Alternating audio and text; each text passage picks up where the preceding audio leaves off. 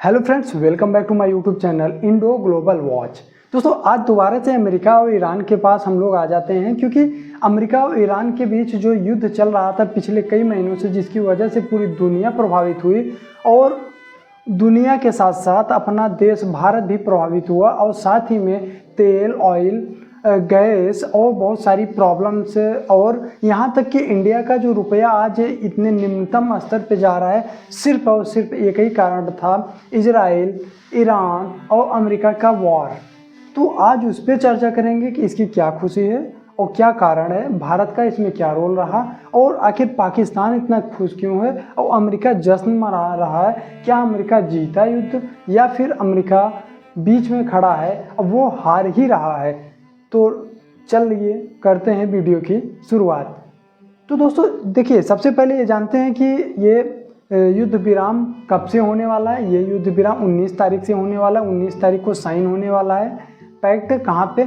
Geneva, Switzerland में। Switzerland कहाँ पे? यूरोप में एक कंट्री है स्विट्जरलैंड, जहाँ पे एक स्थान है जेनेवा, वहाँ पे ये मीटिंग होने वाली है। सूत्रों का मानना है कि डोनाल्ड ट्रंप खुद वहाँ पे आ सकते हैं, लेकिन ईरान की तरफ से कोई कंफर्मेशन अभी तक नहीं आया है कि ऐसा होने वाला है। ऐसा कहा जा रहा है कि 10 सूत्री समझौते में इसकी मध्यस्थता पाकिस्तान के द्वारा कराई गई है, और पाकिस्तान के जो प्रधानमंत्री शहबाज शरीफ, उन्होंने इस बात के लिए धन्यवाद दिया है किसको? डोनाल्ड जे ट्रंप, यानी अमेरिका के प्रेसिडेंट को ये धन्यवाद दिया है कि आपने हमारे ऑफर्स को ये एक्सेप्ट किया, हमारे दिए गए निर्देश को सराहा और माना। और वहीं पे जो ईरान है, ईरान के जो खमेनेई के पुत्र, उन्होंने अभी तक कोई ऑफिशियल बयान तो दिया नहीं, लेकिन वहाँ के जो खबरें हैं उससे ये कहा जा रहा है कि लेबनान और ईरान दोनों के लिए ईरान के द्वारा अमेरिका से ये मनवा लिया गया है कि अब ना तो इजराइल लेबनान में हमला करेगा, ना ही ईरान पर हमला करेगा इजराइल और अमेरिका। इसका मतलब ये है कि जो उसकी मीडिया में बताया जा रहा है कि क्या क्या चीज़ें, और जो अमेरिका की जो मीडिया हाउसेस हैं वहाँ पे भी जो चीज़ें बोली जा रही, उसके लिए भी अगर हम देखें तो उसमें भी ये बात मेंशन है कि सबसे पहला ये कि हॉर्मुज को खोल दिया जाएगा। कुछ मीडिया हाउसेस तो बोल रहे हैं कि अभी से जहाज़ें जानने आने लगी, क्योंकि डोनाल्ड ट्रंप का आदेश आ चुका है कि अब वहाँ पे कोई रोक टोक नहीं होगी हॉर्मुज में, जो कि बे ऑफ बंगाल में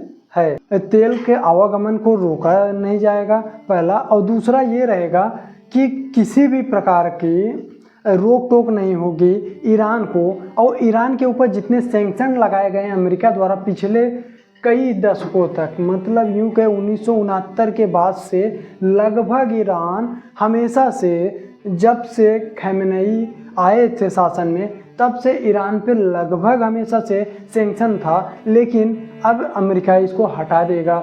और जो रही बात परमाणु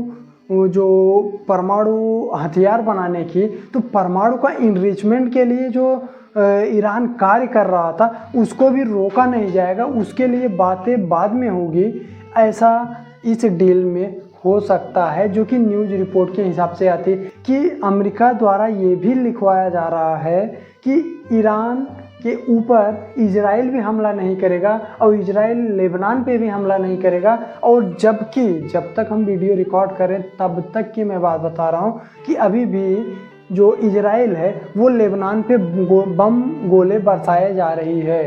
तो क्या आपको या दुनिया को ऐसा लग रहा है कि अमेरिका ईरान के दबाव में आके इजराइल को कंट्रोल कर सकता है? अगर हाँ, तो ऐसा कुछ नहीं होने वाला है, जहाँ तक मेरी रिसर्च कहती है, क्योंकि इजराइल के जो लीडर ऑफ अपोजिशन है वहाँ पे अभी बेंजामिन नेतन्याहू वहाँ के प्राइम मिनिस्टर हैं, लेकिन वहाँ के जो अपोजिशन में बैठे हुए लीडर्स हैं उनका मानना ये है कि नेतन्याहू कॉम्प्रोमाइज्ड हो चुके हैं।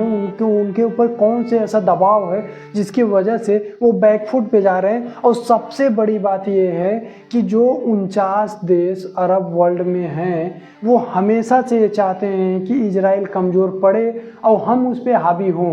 तो इजराइल कभी भी अपना अस्तित्व समाप्त करने के लिए कोई ऐसा कदम ही नहीं देगा कि जिससे अरब वर्ल्ड उसको पीछे लगें। तो हमें नहीं लगता कि इजराइल कभी पीछे हटेगा या इस चीज़ को मानेगा। लेकिन अगर अमेरिका बोल रहा है या अमेरिका ये सारी बातों को मान रहा है तो देखते हैं कितने घंटों के लिए ये सीज़ फायर होता है। और अगर हो जाता है तो ये ईरान की जीत होगी, ना कि अमेरिका की या इजराइल की जीत होगी। तो आई होप ये सारी बात आप लोगों को समझ में आई होगी सिलसिलेवार तरीके से।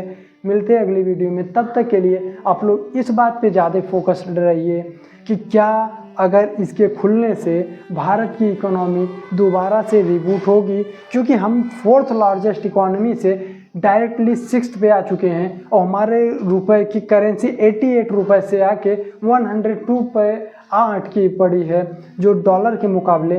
तो सोचिए कितना ज़्यादा क्राइसिस है। हमारे यहाँ डीजल पेट्रोल 100 रुपये पार कर रहा है। तो ये सारे कारण क्या हैं? एक कारण ये है कि जो ये गल्फ वॉर, दूसरा कारण ये है कि हमारे नेताओं की नासमझी या किसी एक देश की तरफ उनके बढ़ते झुकाव का ये नतीजा है कि आज हमें इस प्रॉब्लम